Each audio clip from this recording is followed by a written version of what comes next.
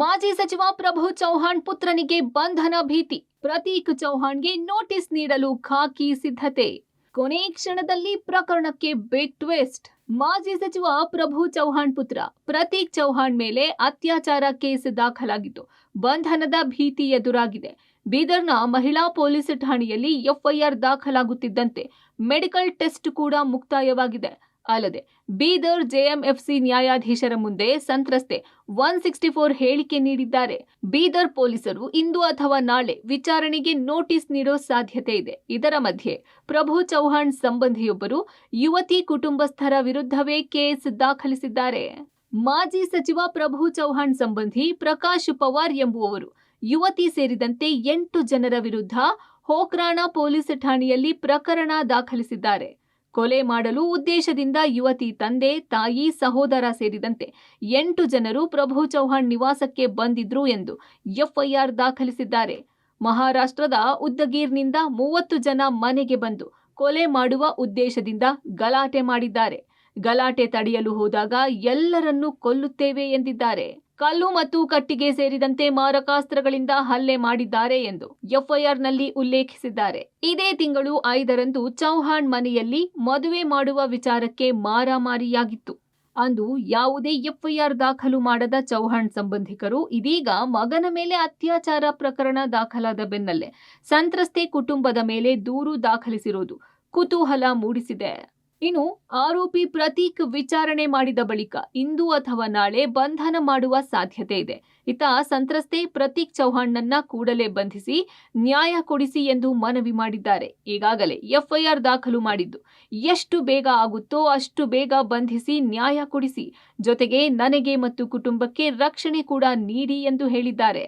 ಪ್ರತೀಕ್ಗೆ ಬೇರೆ ಹುಡುಗಿ ಜೊತೆ ಸಂಬಂಧ ಇದೆ. ಈ ಬಗ್ಗೆ ಮತ್ತೆ ಎಸ್ಪಿ ಅವರನ್ನು ಭೇಟಿಯಾಗಿ ಮಾತನಾಡುತ್ತೇವೆ ಎಂದು ಸಂತ್ರಸ್ತೆ ಹೇಳಿದ್ದಾರೆ.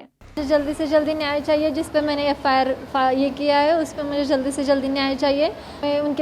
उनकी तरफ से हमको धोखा भी है तो हमें प्रोटेक्शन भी चाहिए और मुझे न्याय मिले, बस यही चाहती हूँ मैं आप सब लोगों को. जल्दी से जल्दी उनको अरेस्ट करें, बस मेरा यही कहना है आप सब. हाँ, सब हो गया, अरेस्ट तो जल्दी से करिए ना. अभी कल हो गया ना एफआईआर, तो अभी जल्दी से जल्दी अरेस्ट करिए, बस मेरा यही है. और मुझे न्याय चाहिए और मुझे प्रोटेक्शन भी चाहिए मेरी फैमिली वालों को. हम बहुत डरे हुए हैं कि वो कुछ कर देंगे बोल.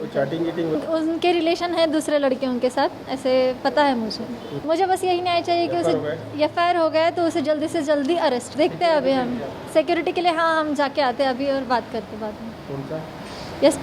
एसपी सर के पास जाते हैं अभी. ಹಾಡ ಹಗಲೇ 2 ಕೋಟಿ ಹಣ ದರೋಡೆ ಕೇಸ್, 15 ಆರೋಪಿಗಳ ಬಂಧನ. ಜೂನ್ 25ರಂದು ಎಂಎಸ್ ಪಾಳ್ಯದಲ್ಲಿ ಹಾಡ ಹಗಲೇ 2 ಕೋಟಿ ಹಣ ದರೋಡೆ ಮಾಡಲಾಗಿತ್ತು. ಈ ಪ್ರಕರಣಕ್ಕೆ ಸಂಬಂಧಿಸಿದಂತೆ ವಿದ್ಯಾರಣ್ಯಪುರ ಪೊಲೀಸರು 15 ಆರೋಪಿಗಳನ್ನ ಬಂಧಿಸಿದ್ದಾರೆ.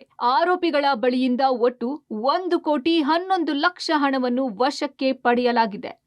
ಅಮೆರಿಕ ಡಾಲರ್ಸ್ಗೆ ಹಣವನ್ನು ಕನ್ವರ್ಟ್ ಮಾಡಿ ಜಿಎಸ್ಟಿ ಬಿಲ್ ಸಹಿತ ಅಕೌಂಟ್ಗೆ ಹಣ ಹಾಕಿಕೊಡಲು ಚಿಕ್ಕಪೇಟೆಯ ಎಲೆಕ್ಟ್ರಿಕ್ ಉದ್ಯಮಿ ಓರ್ವನಿಂದ 2 ಕೋಟಿ ಪಡೆಯಲಾಗಿತ್ತು. ಶ್ರೀಹರ್ಷ ಎಂಬಾತ ಈ ಡೀಲ್ ನಡೆಸಿ ಹಣ ದರೋಡೆಯಾದ ಕುರಿತು ಪೊಲೀಸ್ ಠಾಣೆಯಲ್ಲಿ ದೂರು ನೀಡಿದ್ದ.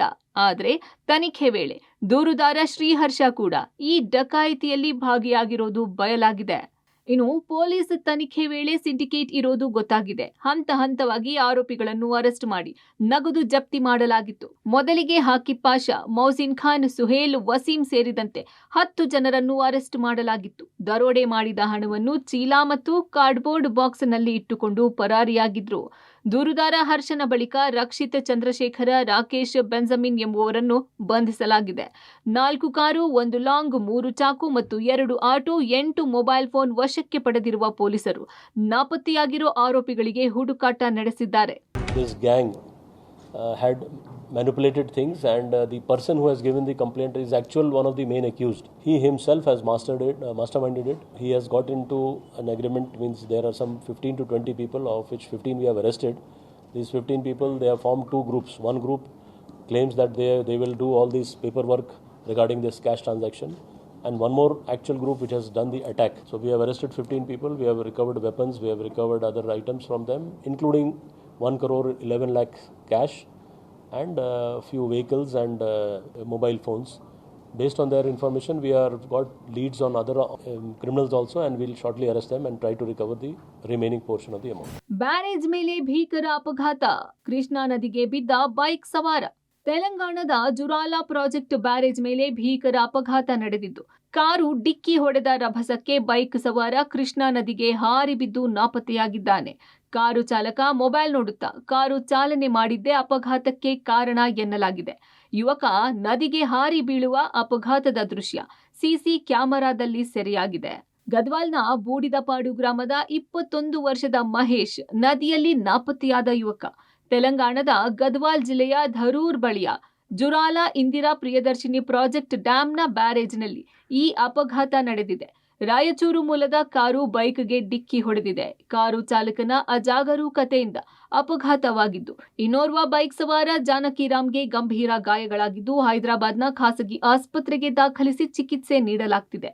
ಸದ್ಯ ನಾಪತ್ತೆಯಾದ ಯುವಕನಿಗಾಗಿ ಕೃಷ್ಣಾ ನದಿಯಲ್ಲಿ ಶೋಧ ಕಾರ್ಯ ಮುಂದುವರೆದಿದ್ದು, ಈ ಸಂಬಂಧ ತೆಲಂಗಾಣದ ಧರೂರು ಪೊಲೀಸ್ ಠಾಣೆಯಲ್ಲಿ ಪ್ರಕರಣ ದಾಖಲಾಗಿದೆ. ಖಾಸಗಿ ಬಸ್ ಪಲ್ಟಿ, ತಪ್ಪಿದ ದುರಂತ. ಚಾಲಕನ ನಿಯಂತ್ರಣ ತಪ್ಪಿ ಖಾಸಗಿ ಬಸ್ ಪಲ್ಟಿಯಾಗಿ 5 ಜನ ಪ್ರಯಾಣಿಕರಿಗೆ ಸಣ್ಣ ಪುಟ್ಟ ಗಾಯವಾದ ಘಟನೆ ಹಾವೇರಿ ಜಿಲ್ಲೆ ರಾಣೆಬೆನ್ನೂರಿನ ಹೊರವಲಯದಲ್ಲಿರೋ ರಾಷ್ಟ್ರೀಯ ಹೆದ್ದಾರಿ 48ರಲ್ಲಿ ನಡೆದಿದೆ. ಖಾಸಗಿ ಬಸ್ನಲ್ಲಿ ಒಟ್ಟು 13 ಜನ ಪ್ರಯಾಣಿಕರಿದ್ದು, 5 ಜನ ಪ್ರಯಾಣಿಕರಿಗೆ ಸಣ್ಣ ಪುಟ್ಟ ಗಾಯಗಳಾಗಿವೆ. ಕೂಡಲೇ ರಾಣೆಬೆನ್ನೂರು ಸರ್ಕಾರಿ ಆಸ್ಪತ್ರೆಗೆ ದಾಖಲಿಸಿ ಚಿಕಿತ್ಸೆ ನೀಡಲಾಗಿದೆ. ಖಾಸಗಿ ಬಸ್ ಪುಣೆಯಿಂದ ಬೆಂಗಳೂರು ಕಡೆ ಹೋಗುತ್ತಿದ್ದ ವೇಳೆ ಈ ದುರ್ಘಟನೆ ನಡೆದಿದೆ. ವಿಷಯ ತಿಳಿಯುತ್ತಿದ್ದಂತೆ ಸ್ಥಳಕ್ಕೆ ರಾಣೆಬೆನ್ನೂರು ಪೊಲೀಸರು ಭೇಟಿ ನೀಡಿ ಪರಿಶೀಲನೆ ನಡೆಸಿದ್ದಾರೆ. News desk, public TV.